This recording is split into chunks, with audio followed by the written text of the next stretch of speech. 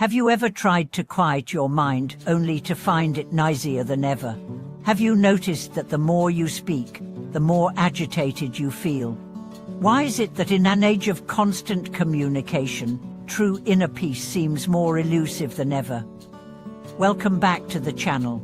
Today, we explore a practice that has existed for centuries, revered not for its flamboyance but for its quiet power, the practice of silence, or noble speechlessness. But more than refraining from talking, this is a gateway into a higher state of being. Imagine sitting in meditation, determined to connect with your breath, only to be constantly distracted by replayed conversations, mental narratives, and unresolved emotions.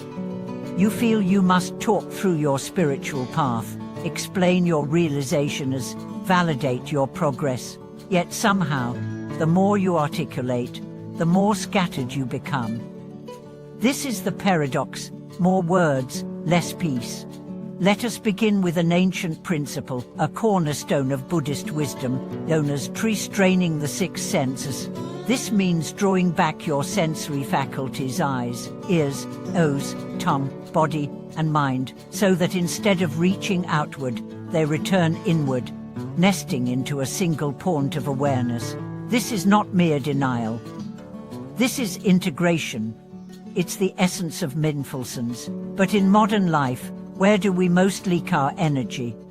Through speech. Language is our double-edged sword. It can uplift, but it also divides. It clarifies, yet it often distorts. Most of all, it reinforces our sense of self, of a meat against you, a right versus wrong, is versus that. Every time we speak to assert, justify, compare, or control, we strengthen the very ego we are trying to dissolve. Silence, therefore, is not just a behavioral tool. It's an inner posture. It is not about being mute or awkward. It's about establishing stillness so profound that even your inner voice learns to whisper, not out of repression, but reverence. This is the kind of silence that opens doors. A monk once said, "When I first practiced silence, I nearly lost my mind, but then I found the gateway to my soul." The early days of silence can be tormenting. All your buried thoughts rise like ghosts demanding attention. You itch to speak, to connect, to comment. But beyond that initial storm lies a sanctuary. In that quietness, you discover your hearing becomes more acute. You begin to hear your own breath, the rustling of trees, the subtle hum of your body's aliveness, the sacred name of the divine reverberating within. This is where true chanting begins, not with the mouth, but from the heart. True silence refines perception. When you're not speaking, you're observing, not just the world, but yourself, the urges, the judgments, the false narratives. And in that mirror, you begin to recognize which of your patterns are wounds disguised as wisdom, and which thoughts are simply echoes of fear. One practitioner reported, "After just 3 days of silence, my thoughts slowed, my breath deepened, and I realized that most of my conversations were not about truth, but about performance." What a stunning revelation. Most of us speak not to connect, but to construct an identity. Silence strips away the mask. Imagine beginning your day with an hour of silence. No phone, no talk, no engagement. Just breathing, observing, offering your attention inward. You might resist at first, but by the 7th day, you'd wonder how you ever lived otherwise.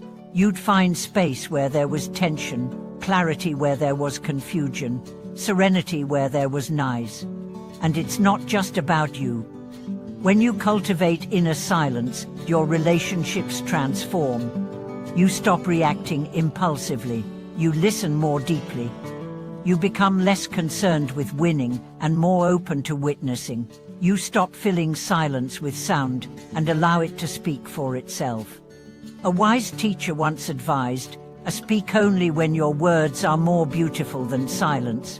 This doesn't mean becoming antisocial or specious. It means you measure your speech like a sculptor chisels stone, not to cover, but to reveal. Not to add weight, but to shape light. In monasteries, silence is a daily practice.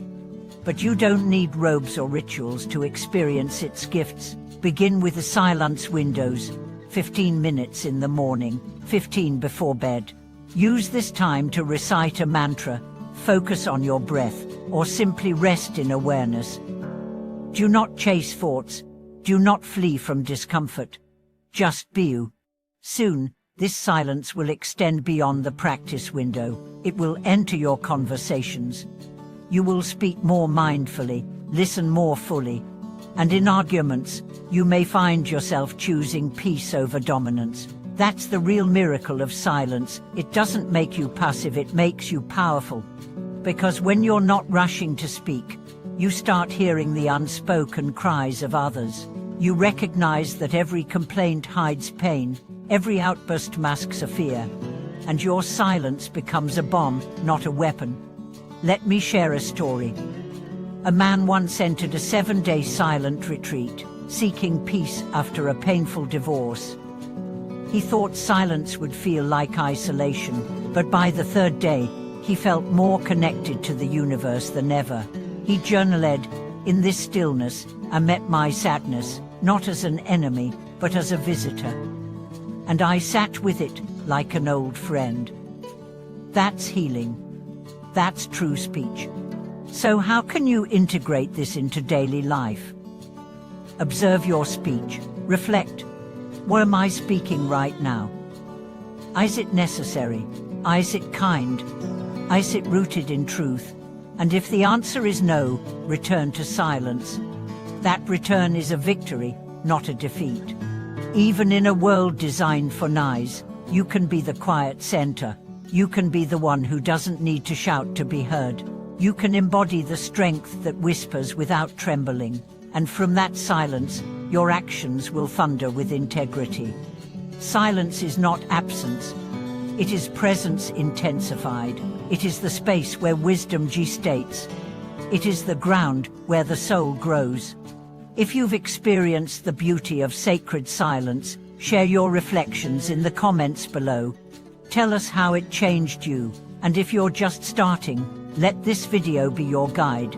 Don't forget to subscribe to the channel. And if this message stirred something within you, like the video so more people can walk the path of peaceful presence.